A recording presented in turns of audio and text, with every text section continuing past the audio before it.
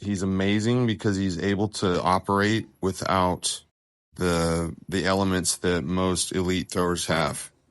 Or I mean, he's off and on. He's able to. He's going to be going on his third Tommy John or worse, possible shoulder injuries. But when you look at the top 20 to ever do it, let's take them. There's other guys too, but when they hit the ground right about there, they have hip rotation.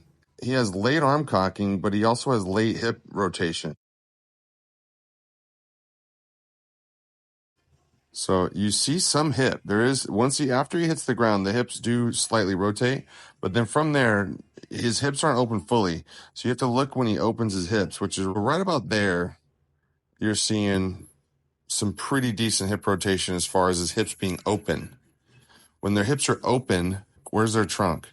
And you could see his trunk is already rotating. So it's rotating with his hips. And then, let's see, let's go even farther. Now the hips are completely open to home plate, and look where his trunk is. So we can take it back a little bit more, give him the benefit of the doubt. The hips are not fully open, but they do have some decent rotation toward home plate. And notice where the arm is already going into external rotation, and the trunk is already turning out of late trunk rotation. It's going toward home plate. So you have to judge this stuff when the hips open, and then look, okay, where are the shoulders located? And for Ohtani, his hips are open here, but his trunk is turned, and his arm is starting to lay back already.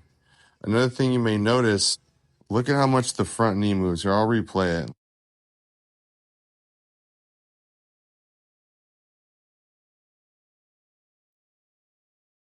Now, it's tough because he's a big guy, but he has to stabilize his knee sooner.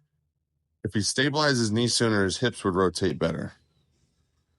But there's energy leak there. And another piece is that finish. Is look at how when he finishes, when he tries to come forward, there's no leg extension at all. If you look at the elites, they have some good hip extension, like Kershaw. Heck, you can't call me biased. Kershaw has way better mechanics than Ohtani does, and he's never had TJ. But you don't see any front leg extension or pushback of the hips at all. So then when he comes through, watch how he's got a forced finish. Like he still never doesn't get extension on the front leg. And then watch how he spins himself into this throw and just turns right there. That's highly unnatural. So, but yeah, he's back, but he won't be back for long.